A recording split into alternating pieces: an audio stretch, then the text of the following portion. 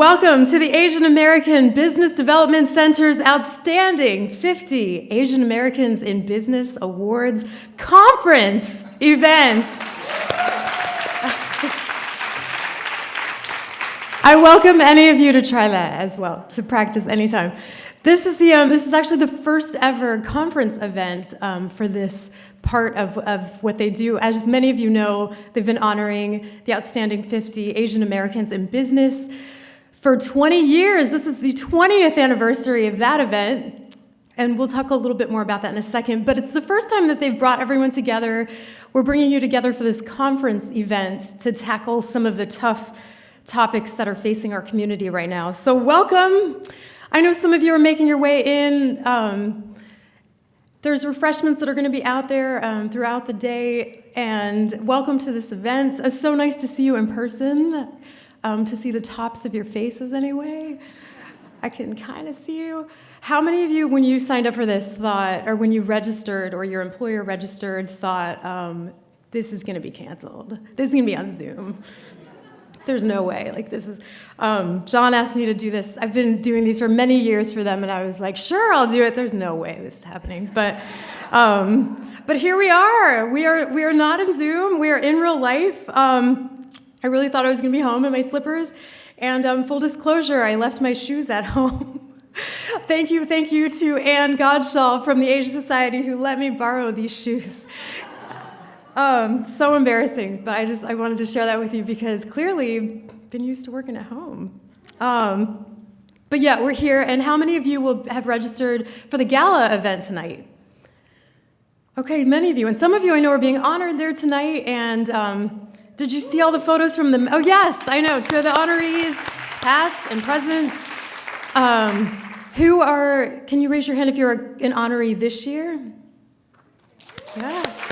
Okay, we have a lot. And how about past honorees? Anyone a past honoree? Okay.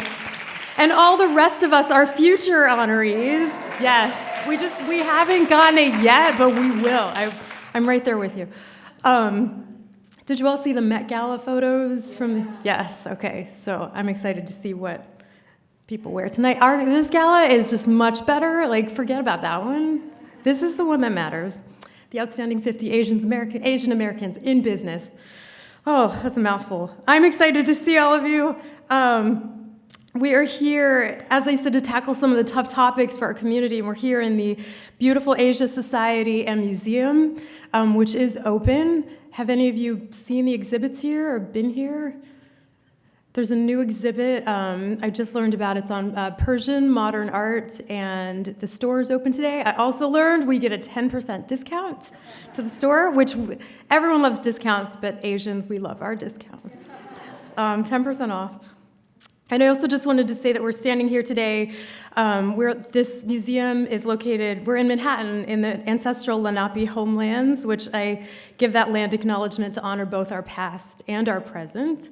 And speaking of our past and present, today is also the first day of Hispanic Heritage Month. So to our Hispanic friends in the Hispanic community, we're celebrating your culture and your contributions as well throughout today and throughout the month and always. My name is Sapna Parikh. I put it in capital letters because I always forget to say that. So I'm Sapna, and I'm really honored to have been emceeing events for the AABDC for 10 years now, I think. Oh my gosh, thanks. I asked John, I was like, how many events have I done? And he's like, I don't know, 10 or 12. Like he lost count and doesn't even want to count. There he is over there. But it's been so many, and I'm honored. So this is my 10th or 12th event. I know many of you have been honored at this event in past years, and many of you are longtime supporters of the AABDC. So, one of the things I love, I'm a storyteller, I've been a reporter for more than a decade in the city, and still in my current role tell stories and multimedia stories. And what I love about the story of the AABDC is that they not only take action, but they also bring people together. And so that's the reason we're here today. And today's extra special. It is the 20th anniversary of the Outstanding 50 Asian Americans in Business Awards Gala celebration. So that is really exciting. It was established in 2001 to recognize the achievements of Asian American entrepreneurs and business leaders, and an event like that didn't exist prior to that time. So it might be something we take for granted for now, thanks to John and his team for 20 years, but it didn't exist at that time. And over the last 2 decades, they have honored more than 850 outstanding Asian Americans in business. So very exciting. And just a quick round of applause for John Wong, the visionary behind the AABDC. Yes. It's like kind of stood up in the front. He and his team created the AABDC back in the mid-90s, and they are a nonprofit consulting organization. They provide assistance to Asian American small businesses. They also promote trade development for small businesses operating between the US and Asia. And the part I said about taking action, they're not only bringing us together, but even during COVID, for example, shifted gears, brought many of us together, many of you together, offering programming on Zoom, linking corporations with small businesses to keep them afloat.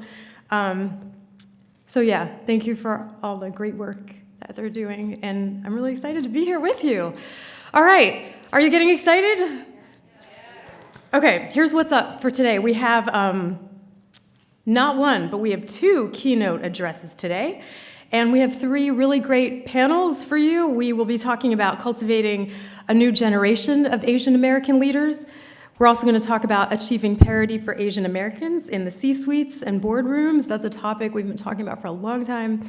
And we're going to engage our allies in the Black and Hispanic communities to brainstorm on how to magnify these efforts and ultimately, hopefully, benefit everyone. And the panels are not in that order that I just said, just in case you're on a panel and you're like, wait, I thought I was after lunch. Those are the topics, though, that we are going to cover. As I said, there are refreshments outside, there's coffee outside, and lunch is going to be served on the penthouse floor a little bit later. And I am supposed to remind you, on the fun topic of masks, we were asked to have all of you wearing masks while you're out there, and for our panelists and speakers to remove it when you're welcome to remove it when you come up here. You're also welcome to leave it on, I guess, if you want to, while you're up here as well. Who knows what's best, right? It's like, we're just doing the best we can, and everyone was asked to show vaccine proof when you entered. Okay, let's get started. Are you all ready to get started? Yeah? Okay. I would like to ask Anne Lim O'Brien to make you're so close. You can come on up. And just as to all our panelists, these stairs are really narrow, so just be careful as you're coming up the stairs. Welcome. Anne is gonna get us started today. She's a longtime supporter of the AABDC. She's also an outstanding 50 honoree. She's also part of the planning committee for today's event. Anne is the vice chair and senior partner at Heidrick and Struggles. I don't know if I'm saying that correctly. Heidrick, okay. Based in New York, she's a top contributor and leader in the firm's global CEO and board in global consumer markets and practices. And as a talent and leadership advisor and as an award-winning headhunter, she specializes in advising and serving boardroom and C-suite clients. I know there's much more. That's the short version. So Anne, thank you so much. She's going to help kick off today's event, and she's also going to introduce our first keynote speaker of the day. Thank you. Thank you, Sapna.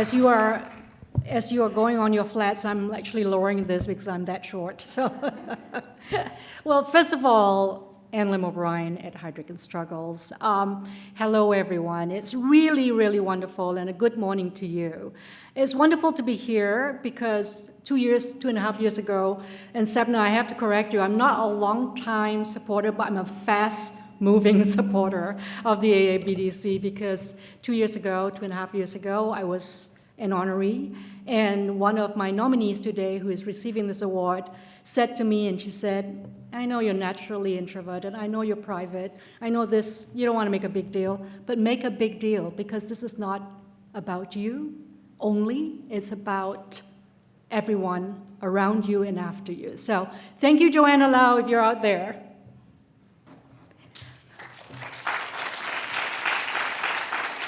So on behalf of the Asian American Business Development Center, I want to welcome you to this conference. And then on behalf of Heidrick and Struggles, we're proud of our sponsorship, especially as we commemorate the 20th anniversary of our outstanding 50 Asian Americans in Business Awards. Sapna's correct. I can't do this in one mouthful. Today and at our gala this evening, we'll focus on furthering and celebrating Asian American leadership and entrepreneurship.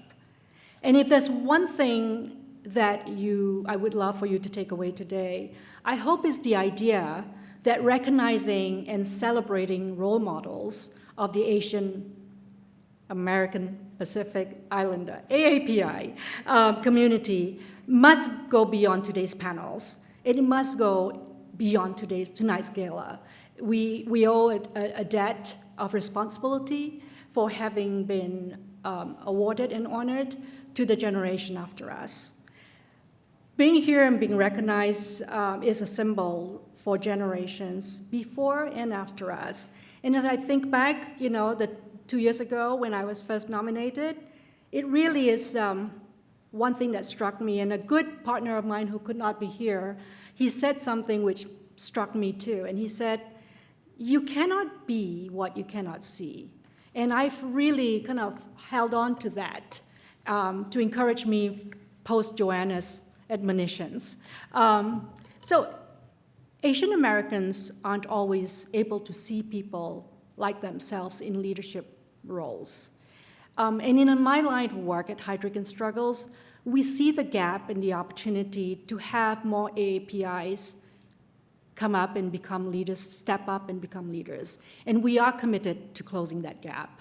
In fact, statistically, in our own 2021 board monitor, we really understood that and saw that Asian Americans made up only 9% of new board appointments in 2020, up only 1 percentage point from 2019. And the Asian Society themselves, in 2018, one of their studies, said that Asian Americans were significantly more likely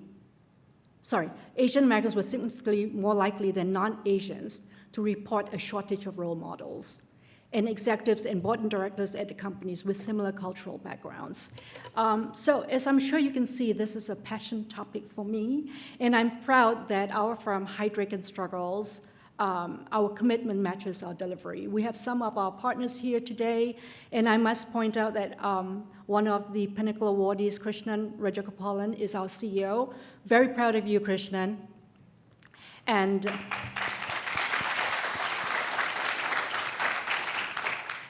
not just because he's CEO at Heidrick and Struggles, and not just because he's my CEO, but I would say that Krishnan really is being recognized for his contributions to the AAPI community, and at our firm, especially in leading the way. He embodies our Heidrick and Struggles' purpose of helping our clients change the world, one leadership team at a time. That's our purpose, and Krishnan, thank you for your contributions there. Our firm is really committed to D&I, and especially as we help shape leadership teams across the globe and here in the US.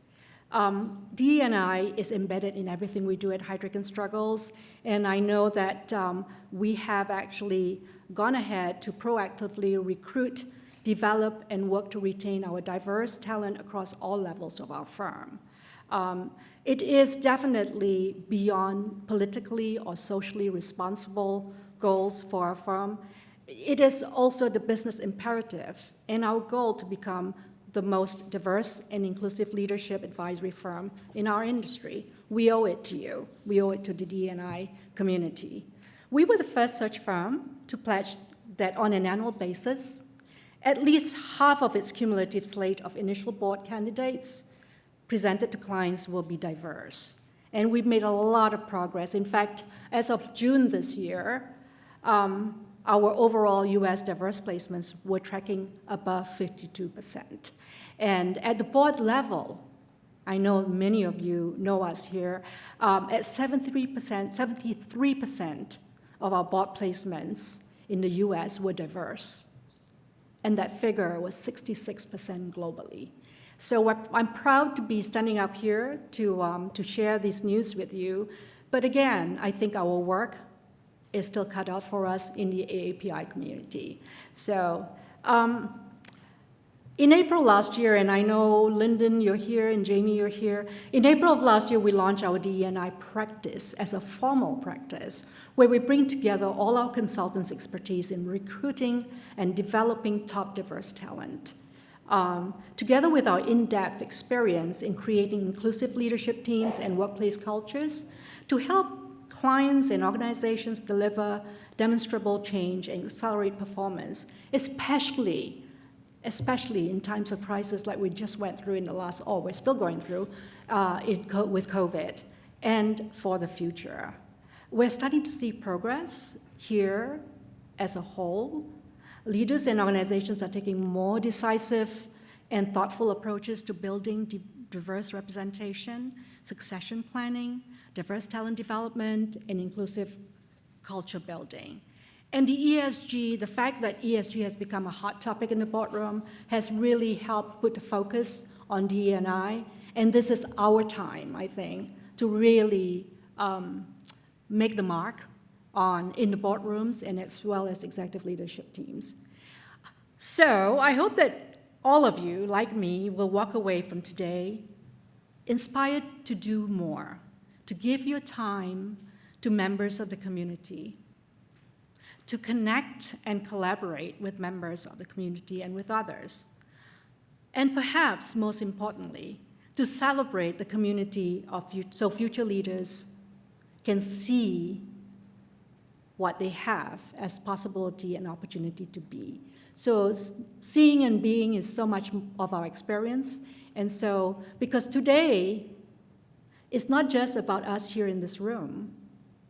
Today is about the next generation of AAPI leaders and how we can help build them up and support them across all industries and across all walks of life. So I was going to go recap today's sessions, but Sapna has done a great job of that, so I shall not repeat that. I just want to close thanking the AABDC, John Wang, again. John, you've brought us all together, and you and your amazing team, thank you very much for your leadership and commitment to promoting our community.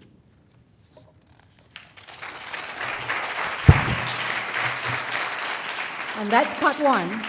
I have the honor also of introducing our keynote speaker, Angela Wong. Angela couldn't be here today, but she has given us a wonderful video to share her message with us. Angela is the group president of the Pfizer Biopharmaceuticals group and a member of the company's executive leadership team. In this role, Angela leads all of Pfizer's innovative medicines, the businesses for that. It is a global organization that operates in more than 125 countries with a portfolio of more than 600 products, generating approximately 3/4 of Pfizer's annual revenue.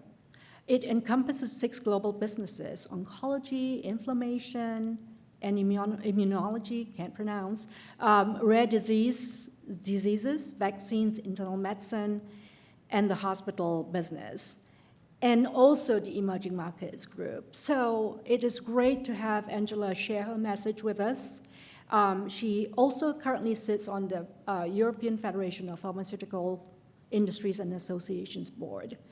I think I can speak for all of us when I say how fortunate and proud we are to recognize Angela as an AAPI leader and celebrate her commitment, her sacrifice, and achievements throughout her career, but especially in response to the COVID-19 pandemic. She truly is an inspiration to the next generation of AAPI leaders. Unfortunately, she cannot be here, but I will cue in the video. Thank you very much.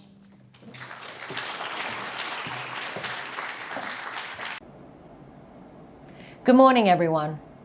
I'm Angela Wong, Group President of the Pfizer Biopharmaceuticals Group, and it is my pleasure and privilege to speak at this year's conference.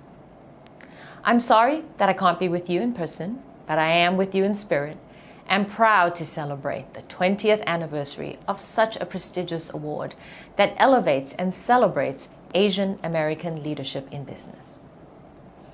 When this award was founded 20 years ago, it would have been hard to find 50 Asian Americans in business leadership roles. But 20 years later, look at where we are and the incredible track record behind us. Despite the odds, over the years, we've seen Asian Americans break out of rank and file roles into senior management roles and the C-suite. It's a hallmark of our courage in stepping up and speaking out for our community and blazing a trail in industries where there was no guiding path for us. Today, there are more Asian American leaders for the next generation to look up to than ever before, and that is crucial because we need young people to see themselves reflected at the top and to believe that they too can have a meaningful impact on the world. In fact, I was just reminded of a recent conversation I had with Hollywood actor and activist Daniel Day Kim, who made his name on TV shows like Hawaii Five-0 and Lost. Early in his career, there were hardly any supporting roles for Asian American actors, let alone leading ones. It's the same story we faced in the business community with the absence of Asian American representation at the top.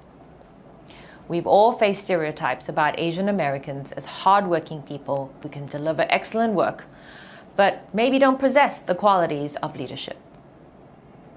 In the past, that has led talented people to keep their heads down and not speak up or demand the opportunities they deserve. But that wasn't the path any of us here chose for ourselves. We've all found ways to make our mark and to change the narrative about the Asian identity. So that's the journey we must continue because we must move the conversation forward and even faster. If the last year has taught us anything, it's that barriers are meant to be broken, and there is no time like the present to take action. When I think about what we were able to achieve at Pfizer by developing a vaccine in under a year, I believe more firmly than ever that we can make what we thought impossible, possible. It comes back to the theme of courage, because here at Pfizer, we had to step up during a time of great uncertainty and develop a vaccine that we didn't even know would work. And that's what you have to do when the stakes are high and billions of people's lives are on the line. It was an experience I'll never forget, and it taught me that it's always better to challenge the barriers in front of us than to wait for change to happen.